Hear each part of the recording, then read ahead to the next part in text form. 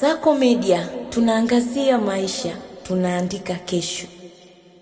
Tupo hapa katika maonyesho ya wiki ya utumishi wa umma ili kutoa elimu kwa jamii, wananchi pamoja na taasisi za serikali. Wakala wa Serikali wa Uchapishaji Tanzania, sisi jukumu letu kubwa ni kuchapisha nyaraka za serikali za siri na za wazi. Katika machapisho yetu tunajikita katika kuchapisha sheria, kanuni, katiba ya Tanzania, machapisho mbalimbali ya vitabu, rejista mbalimbali zinazotumika maofisini ya serikali, vitambulisho, vyeti na nyaraka zote za kiserikali. Tupo hapa kutoa elimu kwa wananchi pamoja pia na uchapishaji wa gazeti la serikali. Gazeti hili la serikali limebeba maudhui mengi ambayo ni ya kiserikali na kibinafsi. Katika maudhui ya kibinafsi huwa linatangaza mabadiliko ya majina, mirathi, kupotea kwa leseni za makazi, kufungwa kwa makampuni, pia pindi mtu anapopotelewa na vyeti vyake vya shule, passport, leseni, zote hizo tunatangaza katika gazeti la serikali.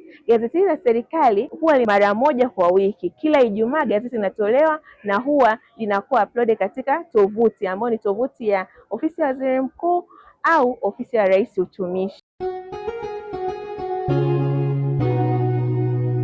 Kasako Media, tunaangazia maisha, tunaandika kesho.